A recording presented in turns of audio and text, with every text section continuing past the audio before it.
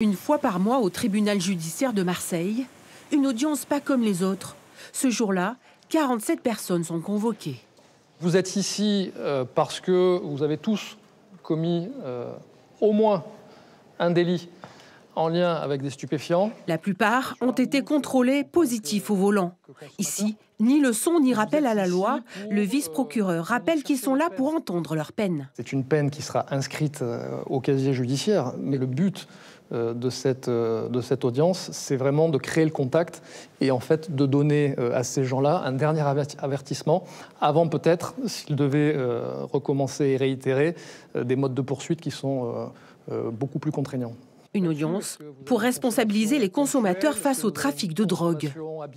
Cette audience, elle a aussi comme objectif une prise de conscience. Alors une prise de conscience d'abord sur votre consommation, et puis une prise de conscience aussi sur le rôle que vous jouez, qui est conscient ou pas d'ailleurs, sur le développement, à Marseille notamment, des trafics de stupéfiants. Parce que le gâteau que les trafiquants de drogue convoitent, c'est vous. Exemple à l'appui, avec la diffusion d'un petit film financé par le ministère de la Justice. L'occasion de rappeler qu'à Marseille, l'an passé, il y a eu 52 morts lors de règlements de compte en lien avec le trafic de stupéfiants. Quand on participe à l'achat de sa barrette, de son petit paquet de cocaïne ou de son herbe, on alimente toute cette chaîne-là qui va ensuite générer les violences, les meurtres, les guerres de territoire pour le chef de réseau qui est à la tête de la pyramide. Cannabis, cocaïne, des drogues qui peuvent conduire à une dépendance ou à une addiction. Le procureur donne la parole à une association.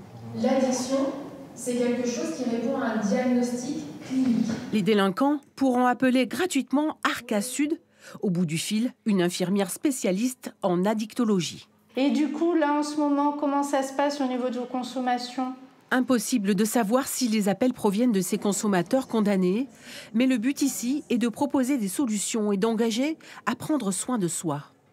Notre rôle à nous, moi en tant qu'acteur de santé publique, ça va être de proposer aux justiciables qui reçoivent une sanction pénale d'accéder aussi aux soins et de savoir qui autour d'eux peut leur permettre de tendre la main dans leur parcours de santé addicto.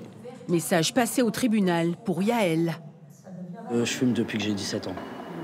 Donc c'est juste que j'ai eu beaucoup de mal à arrêter. Je pense que j'ai compris que j'étais addict et je pense que je vais me faire aider. Donc dans le cas de la poursuite, monsieur, vous avez une amende de 676 € à payer. Le délégué du procureur notifie la peine à chacun des prévenus. Johan a écopé d'une amende et de 8 mois de suspension de permis. J'ai conduit sous stupéfiant. Cannabis ? Cannabis, ouais. Cannabis, et je me suis fait arrêter un matin au travail, en allant travailler. Et ils m'ont enlevé mon permis directement, donc ça m'a posé des problèmes dans mon boulot et beaucoup trop de problèmes en interne aussi. Et maintenant alors ? Maintenant c'est terminé, je vais être papa bientôt, donc voilà, c'est des choses à ne plus reproduire et je l'ai compris depuis le premier jour où je me suis fait arrêter. À la fin de la séance, les condamnés peuvent payer leur amende sur place et bénéficier d'une remise. Avec l'abattement de 20%, ça fera un total de 264,80 €. Cette audience de notification des ordonnances pénales a été mise en place à Marseille en 2022. Depuis, 1000 personnes ont bénéficié de cette procédure simplifiée.